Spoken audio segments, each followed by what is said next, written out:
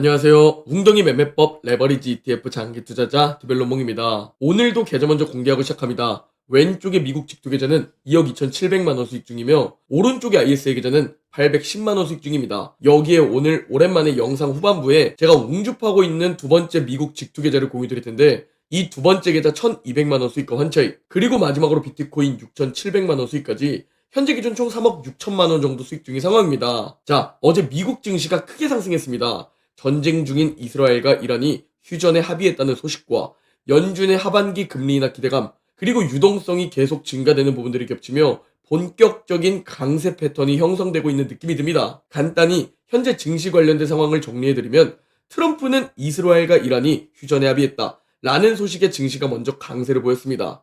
아직도 학교에서 싸우는 애들처럼 마지막 한 대를 꼭 자기가 때리기 위해 미사일을 발사했다 라는 뉴스와 찌라시들도 들리지만 사실상 자존심 싸움일 뿐이며 큰 관점에서 바라보면 휴전으로 보는 것이 맞습니다. 여기서 미국과 이스라엘은 사실상 원하는 것을 얻어냈습니다. 핵시설 폭격, 핵과학자 및 지휘부 사살로 이란의 핵 능력을 크게 지연시켰다 라는 목표 달성을 얻어냈기 때문에 굳이 여기서 더 확전시킬 필요는 없습니다. 이란은 사실상 정말 많은 것을 잃었지만 여기서 더 보복하고 지속하게 되면 오히려 자기 더 손해인 것을 맛봤기 때문에 울며 겨자 먹기라고 봐야 하는 상황입니다. 그리고 시장도 휴전 합의에 집중하며 사실상 더 커지기는 쉽지 않다 라고 받아들이며 유가가 진정되고 있습니다. 이스라엘이 공격하고 전쟁이 터지고 미국의 핵시설을 폭격하며 유가가 이거 더 크게 상승하나 싶었지만 결국 더 확전되지는 않을 것 같다. 그리고 휴전 소식이 들려오면서 유가는 거의 다 다시 제자리까지 돌아왔습니다. 이는 인플레이션의 매우 큰 호재이며 개인적으로 정말 다행이라는 생각입니다. 왜? 연준의 금리 인하 시기와 연결되기 때문이죠. 자, 결국 돌이켜보면 전쟁으로 인한 하락은 역시나 기회였다는 것을 확인할 수 있습니다. 우리는 이스라엘이 이란을 공격했을 때부터 미리 웅줍을 준비하고 있었습니다. 11일 전 영상부터 공유드렸고 해당 영상에서는 전쟁이 실제로 터지게 되면 일시적인 하락일 뿐 총성에 매수하라, 큰 틀에서 바라보면 매수 타이밍이다 라는 것을 공유드렸었고 전 준비하고 있었습니다. 그리고 영상 뒤에서 언급드리겠지만 이번 전쟁으로 웅덩이 매매법 1차 매수 타이밍 20일 이평선에 닿았고 저는 이번에 1,000만원 정도 웅줍하며 이 기회를 잡았습니다.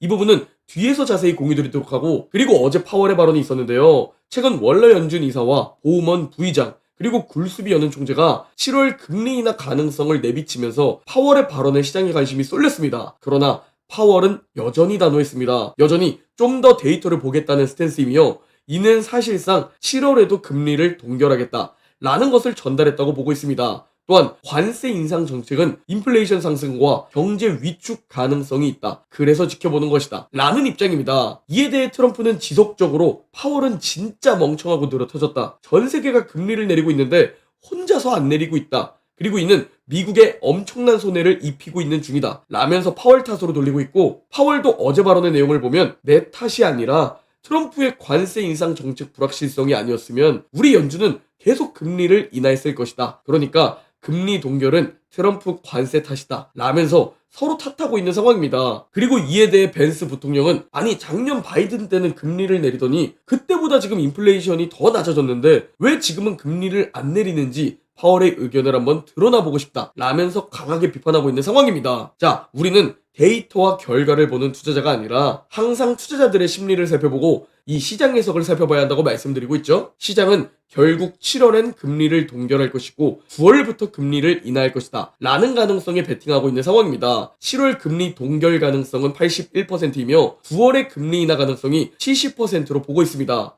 그러나 7월이냐 9월이냐 이게 중요한 게 아니라는 겁니다. 대부분 다 단기적인 관점에서 7월이냐 9월이냐에 집중하지만 부디 오질 웅줍 투자자인 여러분은 이런 예측 불가능하고 우리가 컨트롤할 수 없는 영역에 집중하지 마시고 그냥 큰 틀 관점에서 결국 하반기부터 다시 금리 인하 사이클로 들어가는구나, 하반기부터 다시 유동성이 증가하겠구나 라는 관점으로 바라보시는 것이 합리적입니다. 그리고 다행히 급등하던 국채금리도 둔화하며 현재 시장에서 악재들이 거의 다 사라졌습니다. 금리 인하 시기와 관세 갈등이라는 변동성 요소들이 존재하지만 하락장이 찾아올 만한 재료들은 아니라고 보고 있습니다. 그리고 어느새 나스닥 100은 사상 최고치 올타임 하이를 경신했습니다.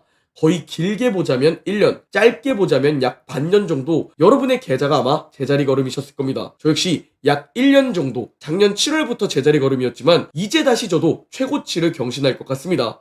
그리고 이미 제 금융자산은 4월 웅줍을 통해 사상 최고치를 찍으며 현금 비중까지 이미 8억을 돌파한 상황입니다. 아마 정말 많은 분들이 이번 1년 동안 계좌가 제자리 걸음을 보일 때 이리저리 사고팔고를 진행하셨을 거라고 생각됩니다. 즉, 이 지루한 구간을 버틸 수 있는 투자에서 가장 중요한 요소, 인내심을 가지고 뚝심 있게 버티고 보유하는 사람은 사실상 1000명 중 단 1명 정도라고 보고 있습니다. 이런 지루한 구간에서도 떨어져 나가고 큰 하락장에서도 떨어져 나가게 됩니다. 그럼에도 불구하고 이 영상을 보는 여러분들은 꼭 장기적인 관점에서 우상향에 집중하시고 고통스러운 웅덩이와 지루한 횡보도 다 버텨내겠다 라는 투자 마인드를 꼭 지키시기 바랍니다. 그러면 이렇게 결국 또 신고가를 경신해주니 말이죠. 자, 그리고 웅덩이 매매법 1차 매수 타이밍, 다들 1차 매수 잘 하셨나요? 저는 5일 전에 곧 웅덩이 매매법 1차 매수 타이밍이 찾아옵니다 라고 공유드렸고, 그저께 영상에서 웅줍 기회가 찾아왔다 라는 영상을 그대로 공유드렸습니다. 그런데 웅덩이 매매법을 잘 모르시는 분들이 아니 웅덩이가 아닌데 뭔 웅줍이냐, 별게 다 웅줍이네, 안 빠졌는데 이거 웅줍이라고 할 수 있을까요? 라는 댓글을 기재해 주셨습니다. 웅덩이라는 단어를 생각하면 하락을 생각하게 되니 당연히 이런 생각을 가지실 수 있는데요. 웅덩이 매매법 1차 매수 타이밍은 20일 이동평균선 터치를 의미합니다. 그리고 나스닥 일봉 차트를 보게 되면 노란색 이동평균선 20일 이평선을 터치해 주었습니다. 웅덩이 매매법 1차 매수 타이밍은 이렇게 고점에서도 발생되는 경우도 많기에 여러분이 매수를 하셔도 되고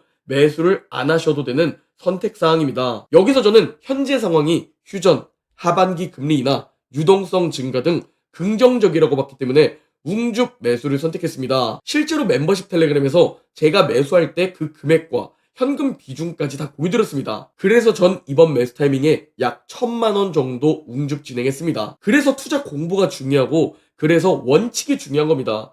누군가는 이 전쟁이라는 요소를 보며 기회로 받아들이고 누군가는 이 전쟁이라는 악재를 보며 위기로 받아들입니다. 여기서 여러분이 이걸 위기로 받아들이느냐 아니면 이걸 위기 속 숨겨진 기회로 보느냐, 그리고 여러분이 어떤 선택을 하느냐가 여러분 미래 인생을 결정하게 된다는 겁니다. 실제로 멤버십 회원분이신 준케이님은 웅줍 타이밍에 현금 비중 맞춰서 나스닥이랑 비트코인 따라 매수했는데 기막히게 휴전이 떴다고 말씀해 주시고, 케이님은 이번에 웅덩이가 아닌 것 같아서 고민했는데 역시나 믿고 매수하니 바로 폭등해버리네요 라는 댓글을 주셨습니다. 꼭 기억하셔야 합니다. 자본주의 그리고 투자는 상대평가입니다. 남들보다 싸게 매수해야 하고 남들보다 더 많이 매수해야 하며 남들보다 더 크게 자산을 불려나가야 하는 겁니다. 내가 올바른 투자를 하지 않고 있을 때 누군가는 자산을 불리고 있고 누군가는 기회를 잡고 있다는 것을 꼭 기억하셔야 합니다. 자, 그리고 한 달 만인가요? 오랜만에 제가 웅줍하고 있는 두 번째 미국 직투 계좌를 공유드립니다.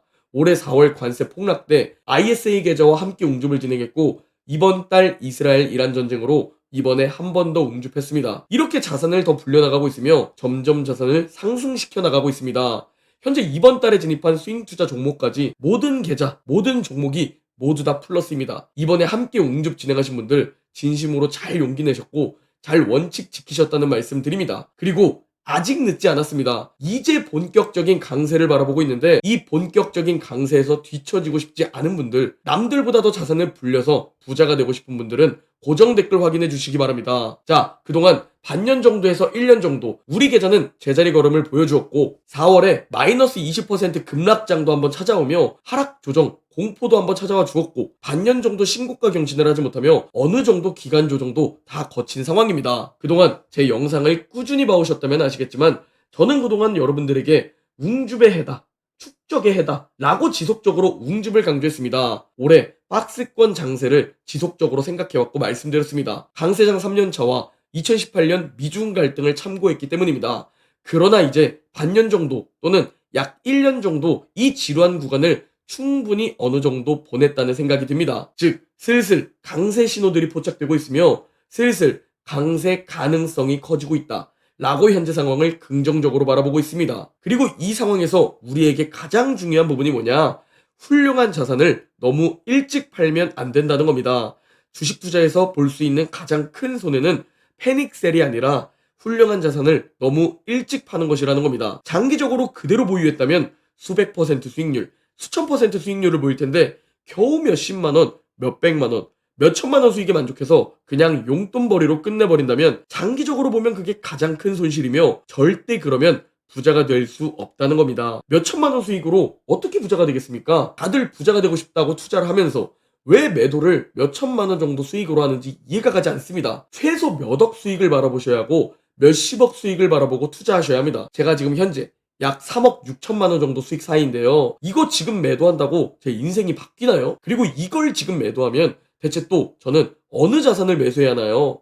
제가 투자하는 자산들보다 더 좋은 자산이 없다고 판단되기에 그냥 이 자산을 쭉 들고 가는 겁니다. 매도 언제 하냐고 가끔 물어보시는데 매도는 나중에 목돈 쓸 곳이 있을 때 필요한 만큼만 매도하시거나 그냥 실거주 아파트처럼 쭉 들고 가는 겁니다. 그러다가 더 좋은 자산이 발견되었다? 그러면 상급지로 갈아타기 하는 것처럼 똑같이 갈아타기처럼 옮기시면 됩니다. 그러나 이보다 좋은 자산이 없다? 닥치고 그냥 기다리는 겁니다. 시간이 우리를 부유케 할 테니 말이죠. 그러나 제가 강조드리는 현금 비중, 이거는 정말 중요합니다. 과열, 탐욕이 넘치며 누가 봐도 리스크가 큰 상황에서는 현금 비중을 늘리는 리밸런싱이 필요합니다. 자, 아무리 공부해봐도 이 방법이 최고입니다. 우상향이 가장 확실한 자산을 골라 투자의 멘탈, 마인드를 지키기 위해 웅덩이에서 줍줍하고 최대한 오래 보유하는 방법입니다. 제가 그대로 다 버티면서 공유드리고 있는데 그럼에도 대다수들은 10년 뒤에 그때 그냥 디벨롭몽 따라할걸. 결국 승자는 디벨롭몽이었네 라면서 한 번뿐인 인생에서 후회를 하게 되겠죠. 그러나 그 소중한 시간은 절대 다시 돌아오지 않고 그렇게 돈에 허덕이며 남은 인생을 살아가게 될 겁니다. 늦지 않았습니다. 지금이라도 함께 가시죠. 오늘 영상은 여기까지입니다. 제 영상이 도움이 되셨다면 구독, 좋아요, 댓글, 알림 설정 부탁드립니다. 그럼 다음 영상에서 뵙겠습니다.